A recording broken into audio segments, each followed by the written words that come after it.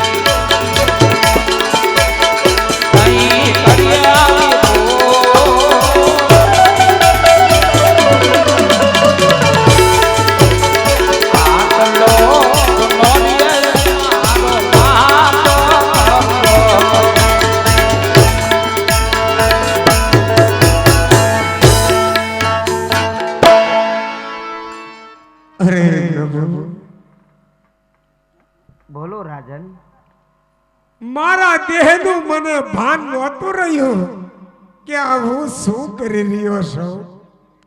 આપનો ગુનેગાર હું છું. તમે હા પ્રભુ, આ ઘા કર્યા ઈ પણ મેં કર્યા પ્રભુ. આપનો ગુનેગાર છું, મને ક્ષમા અરે કરજો. નહીં નહીં નહીં હા રાજન પ્રભુ, મારાથી અજાણતા ભૂલ થઈ ગઈ છે. આ તમે શું કરો છો? હા પ્રભુ,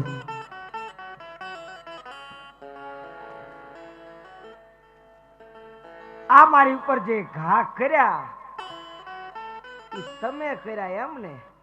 હા પ્રભુ. પણ રાજન આ તમે મારી ઉપર જે ઘા કર્યા, જે પ્રહાર કર્યા ઈ થોડા તમે જાણી જોઈને કર્યા હતા? હે મારે ને તમારે શું વેર હોય? તમે થોડા મારી ઉપર સહન કર્યા? રાજન આ તો એક તમારથી થઈ ગયેલી અજાણમાં થઈ ગયેલી એક ભૂલ છે રાજન. અને ભૂલ છે ને એ તો રાજન સમાને પાત્ર છે. અને એમાંય માણસને ભૂલ થયા પછી જ એને ભાન આવે છે. હે તમે અમારી ઉપર જે ઘા કર્યા, અમારી ઉપર જે તમે પ્રહાર કર્યા ને રાજન, ઈ તો તમે મારી પાસે આવ્યા ને ઈ પેલાનો હું એને ભૂલી ગયો છું. તમારી જેવા ભક્તોના, તમારી જેવા એક રાજનના અને તમારી જેવા આત્માના હાથે ઘા ખાવા ને ઈ તો એક અનેરો લાવો કહેવાય રાજન. હે નકર આયા ઘા કરવા કોઈની તાકાત છે, પણ આ તમારા ઘા છે ને ઈ પણ મને બહુ મીઠા લાગ્યા છે. મને કઈ અફસોસ નથી, માટે તમે પણ ન કરો. હે એટલું બધું આત્માને દુખી ન કરો. તમે આજ ક્યાં આવ્યા છો ઈ તો જુઓ. હા પ્રભુ. આજ તમે મારા દ્વારે આયા છો. તમારો જે કઈ ગુનો છે ને બધો મેં માફ કરી દીધો છે. હવે પછી ભૂલ ન થાય એનું ધ્યાન રાખજો. બહુ સારું પ્રભુ. પરાજન અનેક ઇતિહાસ ખોલો અને અનેક ઇતિહાસની માલપા કોઈ પણ ના તમે પ્રસંગો લઈ લો તો એક પણ પ્રસંગ એવો ન કહી શકો કે મારી પાસે કોઈ સ્પેશિયલ અથવા તો સૈન મને મળવા આવ્યા હોય. હે તમે પણ આજ મારા દ્વારે અહીં આવ્યા ને તો અહીં આવવાનું કઈ કારણ તો હશે જ તે રાજન.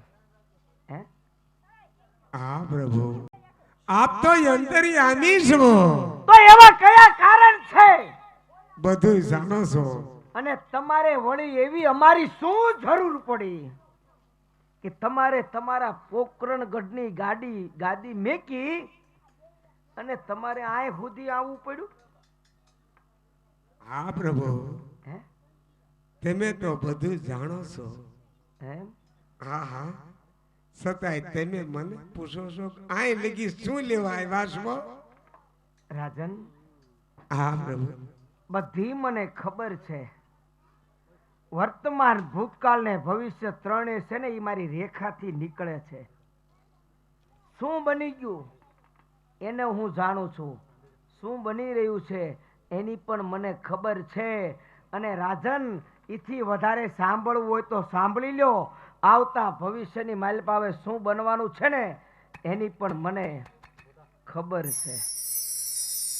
છતાં પણ હું આજ તમારા મુખે સાંભળવા માંગુ છું કે એવા અમારા શું કામ પડ્યા અને એવી રીતે વળી તમારે અમારી શું જરૂર પડી કે તમારે ઠેઠ તમારું રજવાડું મેકી અને આજ અહીંયા મારી ઝૂંપડી સુધી આવવું પડ્યું?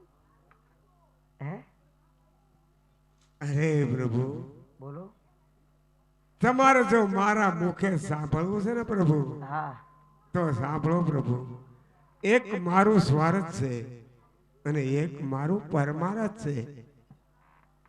રાજન, હા પ્રભુ. હું તમારી સાથે જે ભાષાથી વાત કરું છું, તમને જે હું ભાષાથી વિચલિત કરું છું, એની સામે તમે પણ નક્કી કર્યું છે કે મારે પણ હવે આને આટીએ ચડાવવો છે, એમ ને?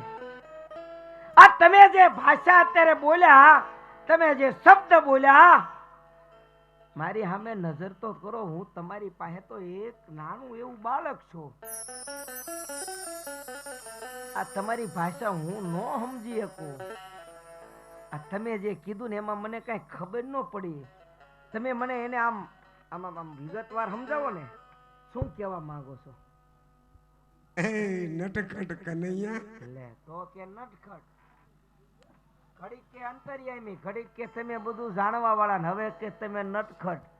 હે હરી તારા નામ હજાર, મારે તને કયા નામે લખવી કંકોત્રી?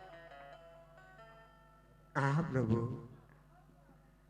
પરમારથ એટલે કે ભેરવો રાક્ષસ બાર બાર ગૌમાંથી મનુષ્ય કે પક્ષી કે રહેવા દેતી નથી. ગાયોનો વધ થાય છે, પાપી ભોરો ચાલી રહ્યો છે, ધર્મનો અધર્મ થાય છે, એ મારા ના પરમારથ. રાજન, સવારની માલપા જે સૂર્ય ઉગે, એ સૂર્ય ગમે એટલું અંજવાળું આપે, ગમે એટલું તેજ આપે, ગમે એટલો પ્રકાશ આ પૃથ્વીની ઉપર પાથરતો હોય, હે, પણ એનો સમય આવે ને એટલે એને આથમી જવું પડે છે. એ ભેરવા નામનો જે રાક્ષસ છે ને, એનો અંત હવે ટૂંક સમયની માલપા આવી ગયો છે.